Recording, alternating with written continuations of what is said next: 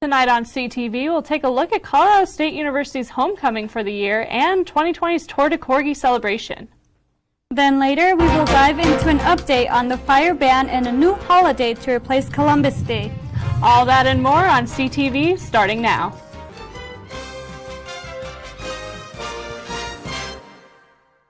Good evening, Rams. I'm Jen Platero. And I'm Ren Wadsworth. We have a packed show for you tonight, so let's get into it. Update on Braden and Summit Hall. On September 24th, 6 students in Braden Hall and 3 students in Summit Hall were tested positive for COVID-19 after the university placed Hall residents under mandatory quarantine. According to the pandemic preparedness team, all students who tested positive were moved into isolation. 3 students have been tested positive for COVID-19. Those students have now been moved into isolation. Here's Robbie with more information regarding his experience during quarantine. It took me by surprise, definitely, because we were getting ready to shut down for the night, actually, and I was about to go to bed, and then we got the email at like 11:30, and so right off the bat we were like, this is bad. CSU is determined not to shut down. They're going to try to do everything they can to make sure that does not happen, but in order for that to, be a reality, us students have to work together and work with them so that, it doesn't happen and we can all stay here for the rest of the year. In a matter of days, mandatory quarantine regulations were lifted and levels of COVID in the wastewater have dropped. Jared Polis's statewide fire ban order expired last Wednesday, but many counties have their own restrictions in place. The fire ban was originally issued on August 19th, but was extended through the end of September. Now in October, the ban has been lifted for the state of Colorado. Larimer, Boulder, Denver, El Paso, and Pueblo County are some that still have fire restrictions in place, along with 50 others. It is advised by authorities that if you are planning on having a fire, to know your county's restrictions and to research how to safely build and dispose of a fire to reduce the risk of further fires in the states. Restriction orders can change daily, and you can keep yourself informed by visiting Colorado's Department of Homeland Security website at coemergency.com. With classes expected to go online after Thanksgiving break, resident assistants are voicing their concerns about their job security. According to third-year resident assistant, being an RA right now is the scariest thing possible. There's not enough support from the department. New RAs did not have enough information regarding protocols.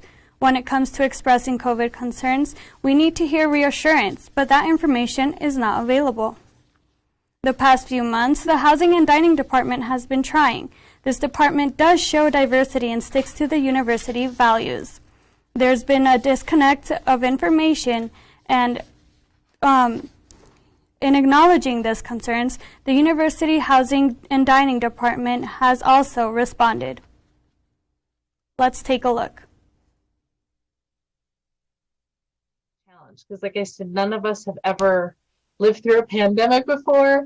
Yes. We never received training in any of my education on how to manage housing in a pandemic. So there's been lots of challenges, and I'm actually really, really proud of the Housing and Dining Services staff, because I think people have just jumped in, looked at what the situation is, looked at what the guidance is from public health, and tried to figure out how to make it all work. And then when we found, this didn't work well, we've adjusted, and when we've heard back from students it's not working, we've tried to adjust. So it's been challenging, but not challenging in terms of abiding by public health. During the worldwide pandemic, nothing can be 100% guaranteed. As this virus continues to spread, our way of living has been significantly altered, to where members and faculty of CSU are also adapting and adjusting. Colorado State University has launched new resources for students as a part of their Race, Bias, and Equity initiative. These resources range from online forums where students can connect and have open communication and have their voices heard, to helping students network with professionals. Many more resources are planned to be introduced in the future, but if you're interested in what is offered, you can visit source.colostate.edu. As the month of October takes off, so do water restrictions in Fort Collins. City Manager Darren Atbury signed a declaration for this order last week. That means under the outdoor water use restrictions, lawn watering is not allowed. These restrictions have been implemented in order to avoid any water shortages. This is due to the statewide drought conditions. nearby Cameron Peak Fire and this infrastructure project known as the Horsetooth Outlet Project. This project will work on providing water to both Fort Collins utilities and Soldier Canyon water treatment facilities. These two facilities will serve about 220,000 residents and businesses in Fort Collins, as well as any surrounding area. Restrictions can be expected to lift around November. As COVID-19 is still at the forefront of everyone's mind, Colorado State University's chemistry department is using a groundbreaking form of technology to fight the virus. We are determined to make a medicine that is more accessible to a larger group of people. So everybody got kicked out of the campus.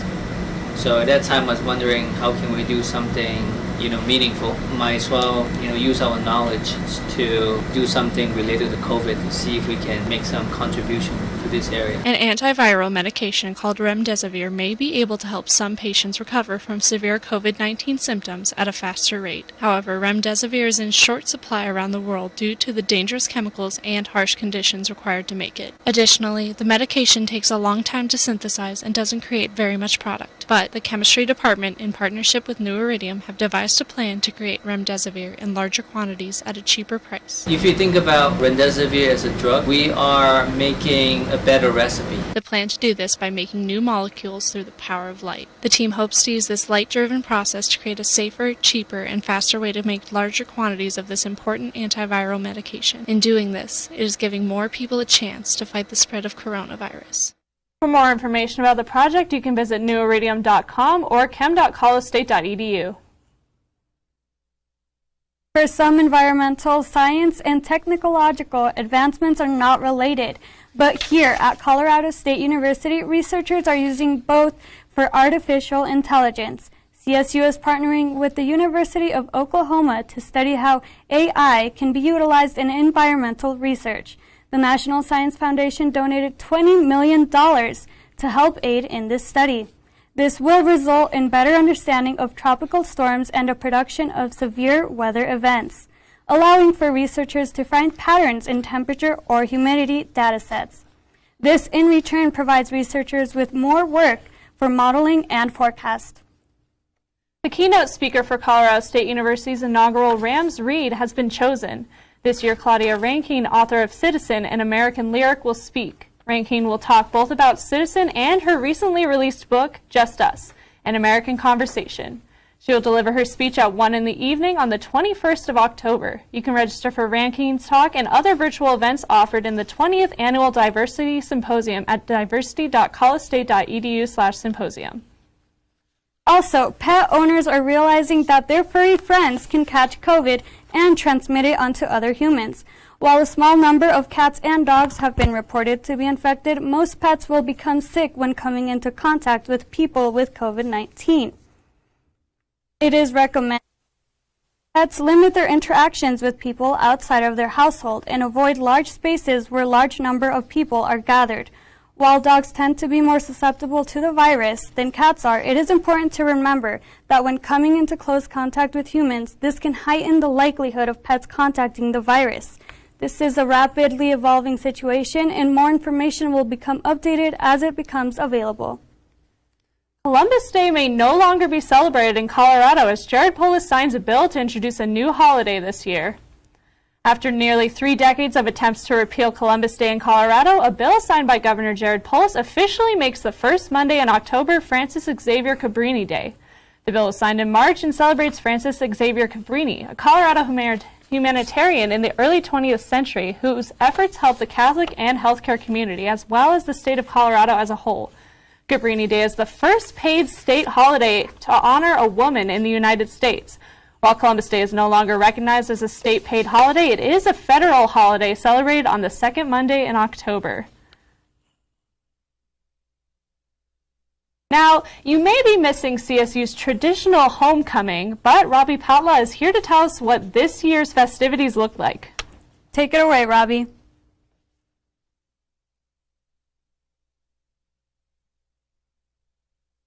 Thanks, guys. College sports season has begun, so you know what that means, Rams. The annual homecoming celebration is here. However, CSU decided to celebrate it differently this year. COVID-19 restriction put on by CSU, the annual homecoming had to be canceled as an in-person event, which made the CSU campus seem empty. However, even though the students and staff of CSU have been encouraged to social distance, does not mean they couldn't celebrate their school pride. This year, the homecoming celebration was moved to an online format instead of carrying it out in person. The event, rightfully titled Stay Homecoming, took place from October 1st to the 3rd and held a variety of virtual festivities the community of CSU could take part in. Some examples of these events included a film festival, virtual 5K race, Spirit Day, webinars, and lighting the famous A. Along with virtual festivities, members of CSU decorated campus and residence halls in hopes to capture the essence of the event. Despite the circumstances, students and families still took their pride seriously, participating in the event. We saw families participating from afar with their Ram gear, wearing green throughout the week. Along with Bailey Haar, CSU students also believe that the homecoming was a success. I thought that Colorado State did a really good job embodying the spirit of homecoming. I thought it was really cool that they lit up the A. I've lived in Fort Collins my whole life, and I've never seen it like that. Bailey Haar said that she believes the virtual homecoming was a success and they already have goals for next year. They plan to go bigger with their events, such as the Friday Night Lights and Parade, and plan to have more current student involvement.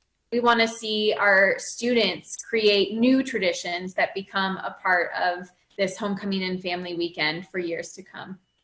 Just because homecoming weekend has come and gone does not mean you need to stop showing your CSU pride. Keep pushing on, Rams, and keep celebrating CSU. That's all the news we have for you tonight, Rams. But don't go anywhere because Jenna Barrow is back with your entertainment scoop right after the break.